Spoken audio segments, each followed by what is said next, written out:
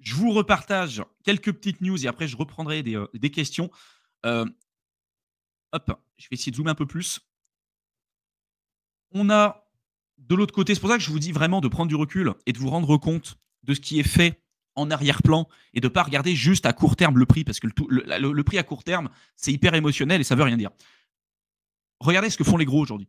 Là, on a l'un des plus grands fonds souverains au monde qui s'appelle Norges Bank Investment Management, qui est en Norvège, qui achète indirectement tout un tas d'actions euh, liées à la crypto. Donc, indirectement, ils s'exposent au Bitcoin parce que, évidemment, quand ils achètent du MicroStrategy, du Square, du Tesla, Mara Holding, je crois que c'est le plus gros, la plus grosse entreprise de minage aux États-Unis. On a Riot Platform et puis Coinbase, évidemment.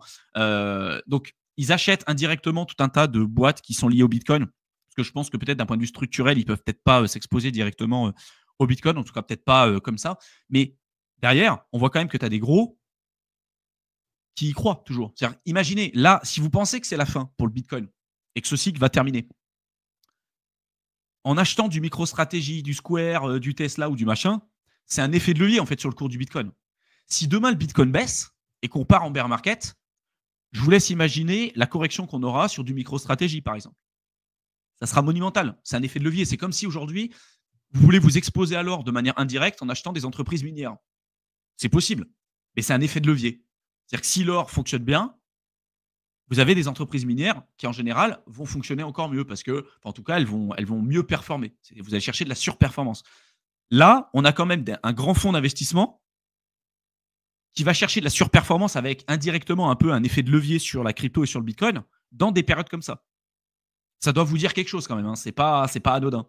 Donc, quand vous avez monsieur, madame tout le monde qui investit 1 500 € sur de la crypto, qui vous dit c'est la fin, puis de l'autre côté, vous avez des personnes comme ça qui continuent d'acheter des produits en plus à effet de levier indirectement. Bon, en plus avec tout ce que je viens de vous dire, regardez, prenez vraiment la peine de regarder tout le live, c'est important. Mais je pense que vous devez vous faire une idée peut-être un peu plus objective de ce qu'on voit en ce moment. Vous avez en plus l'Utah qui pourrait être le premier État à officialiser une réserve de Bitcoin. D'ailleurs, il y a un site qui est vraiment pas mal qui s'appelle Bitcoin Law qui qui présente en fait parmi tous les États qu'on a aux États-Unis, tous ceux pour lesquels on est en pourparlers pour éventuellement mettre du Bitcoin en tant que réserve stratégique et on peut voir où est-ce qu'on se situe en fonction des différents États. Vous voyez que là, c'est on a un comité qui a été passé, là c'est en pourparlers, ça a été introduit, etc., etc. Il y en a que ça a été abandonné aussi, et vous pouvez tout suivre en fait. Et aux États-Unis, ils sont avant-gardistes sur ça, donc vous pouvez voir en fait l'avancement, mais on commence à avoir pas mal d'États justement qui s'intéressent vraiment de près au Bitcoin et surtout avec l'administration Trump où ça change quand même beaucoup. Nous en Europe, on a eu nos dirigeants qui ont dit, je crois que c'était Christine Lagarde qui a dit non mais nous on n'en a pas besoin, le Bitcoin c'est de la merde, on n'en a pas besoin. En France, on l'a dit également, pareil, hein, c'est pas trop intéressant. Donc voilà, vous avez d'autres pays qui eux en achètent, qui disent que ça peut être intéressant. On a toujours le Salvador qui achète là pour le coup 2 bitcoins supplémentaires en une seule journée. Eux ils font un DCA à 1 bitcoin par jour. Et puis voilà, nous en Europe, on dit non mais nous on n'en a pas besoin. D'accord. Pour l'instant, vous n'en avez pas besoin, mais vous verrez quand vous en aurez besoin, vous allez FOMO comme tout le monde avec de l'argent public, vous allez acheter le top. Bref, vous connaissez mon avis sur le sujet. Là, je vous ai fait l'extraction du Salvador avec son wallet. Donc, vous voyez qu'en fait, régulièrement, le Salvador achète du Bitcoin tous les jours. Là, en ce moment, ils ont un peu plus de 6000 Bitcoins, 6068 Bitcoins. Et en moyenne, ils sont censés acheter à peu près 1 Bitcoin tous les jours. Il y a des fois, ils en achètent un peu plus. Vous voyez, là, il y a 4 jours, c'était 1 Bitcoin. Là, il y a 3 jours, c'était 1 Bitcoin. Là, ils en ont racheté 11. Il y a un jour, là, ils en ont encore racheté un. Donc, régulièrement, en fait, eux, ils font leur DCA tranquille. Voilà. Et ils sont, pour l'instant, très largement dans le vert. Et ça s'accentue. Ça s'accentue de plus en plus. On a des entreprises qui achètent du Bitcoin. On a des États qui vont commencer à acheter du Bitcoin. Il y a quelques années en arrière, ça n'aurait pas été pensable. En 2021, au tout début de 2021, on commençait à avoir des premières entreprises qui commençaient à en acheter. On avait évidemment MicroStrategy qui l'avait fait depuis un certain temps, mais on a eu Tesla également aussi, on a eu plein d'autres après qui ont rejoint le truc.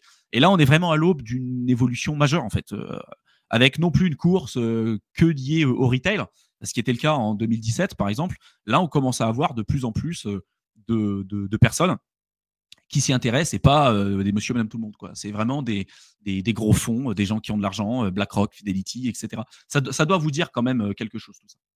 Vous avez sur des périodes comme celle-ci une capitalisation des stablecoins qui atteint un record historique, évidemment.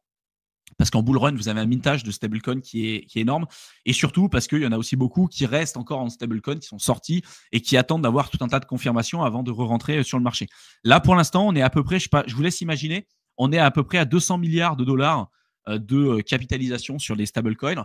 En plus de ça, là, je crois qu'on a une date qui a été changée, je ne sais pas combien de fois aussi, mais sur le repaiement des dettes de chez FTX, je crois que les premiers à être repayés, c'est ceux qui avaient 50 000 balles de dettes chez FTX. Là, il y a une suite logique là-dessus. Je crois que c'est le paiement donc serait commencerait à être effectué dans les semaines là, qui arrivent sur le mois de février. J'ai plus la date exacte. Il faudrait que vous me confirmiez, les gars. Et le paiement se referait en fiat. Donc évidemment, c'est à peu près 16 milliards qui se feraient repayer en fiat.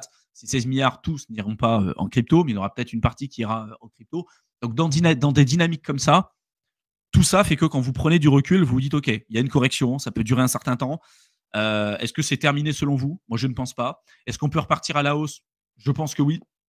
Et quand ça repartira très vite, très fort. Et souvenez-vous de ce que vous viviez dans des périodes comme ça. Et souvenez-vous de tout ce que disaient monsieur, madame, tout le monde, et même certaines personnes que vous pouvez suivre en ce moment, qui étaient bullish et continuaient d'être présents dans des périodes comme ça, et qui le sera encore demain, quoi. C'est ça qui est important. Parce qu'il y en a beaucoup qui s'amusent à dire bah là c'est mort, c'est la fin, vendez tout, c'est le bear market et tout. Et quand ça remonte, ah bah je vous l'avais dit, non, t'avais rien dit du tout, tu faisais partie de tout le monde, t'as même vendu ton bag et en plus tu l'as racheté un tiers plus haut. Donc c'est toujours plus facile de dire moi j'étais là, j'ai racheté quand il y avait la capitulation, j'ai racheté quand il y avait la baisse. Ceux qui l'ont vraiment fait le sauront. Voilà. Et ça, c'est les trucs qui restent. Et je peux vous dire que quand vous avez vécu ça et quand vous habituez votre cerveau à acheter dans des périodes comme ça où c'est dur, où c'est compliqué, vous avez beaucoup plus de chances et de probabilité de sortir avec des plus-values et avec des résultats qui seront beaucoup plus importants que la moyenne. Évidemment, avec les liquidations, on a Kraken qui affiche des rendements records, plus 128%. Alors là, ils ont mis Kraken, mais Binance et tout le reste, évidemment, c'est super élevé. Bybit, ils n'ont pas fait d'extraction, mais à mon avis, c'est super important. Et puis, les petits investisseurs, je vous laisserai lire cet article. Pourquoi je vous disais qu'il faut toujours regarder ce que font les gros? Parce que, en fait, c'est les petits investisseurs qui anticipent la fin du bull run, qui vendent à perte. Et il y a un graphique que je voulais vous présenter qui est vraiment pas mal. C'est celui-ci, qui analyse en fait le RSI, mais vraiment sur le très long terme, avec les différents cycles de marché. Bon, vous lirez l'article, hein, je vous le fais quand même assez simple. On a quand même plusieurs phases dans un cycle de marché sur le Bitcoin et sur les alts. Là, on serait sur la fin de la phase 3, début de la phase 4. Là, regardez la phase 4 qu'on avait en 2017, on était situé juste là. La phase 4 en 2021, c'était celle-ci. C'était quand même assez différent de ce qu'on avait connu avant, toujours par rapport au RSI en fait. C'est en fait, on arrive à se rendre compte de ce qui se passe avec le RSI. La phase 5 avec le double top, normalement en 2017, c'était assez particulier parce que on avait vraiment des super belles augmentations avec la dernière vague haussière. Là, regardez la phase 4 qu'on avait sur le cycle d'avant, on a eu une augmentation. Hein. Évidemment, entre la phase 3 et la phase 4, on avait eu une augmentation. Là, regardez, on est quand même en survente avec un sentiment qui a été reset. On est revenu presque à un niveau d'équilibre et on en avait besoin. Donc, il est tout à fait possible qu'on ait de nouveau une augmentation avec un Bitcoin qui va chercher sur février, mars, avril, je sais pas, 125 000, 150 000, avec une consolidation, une baisse sur la période estivale, peut-être un de nouveau ATH sur la fin d'année, sur Q3, fin Q3, début Q4 de l'année. On verra. Mais tout ça nous fait dire qu'on n'est absolument pas sur une fin de cycle. On est sur une correction momentanée. Et avec surtout, en fait, ceux qui vendent, c'est surtout les retail et les particuliers qui, dans tous les cas, nous prouvent leur inefficacité à chaque cycle. Donc, ne faites pas comme eux. Alors, ne faites pas comme eux.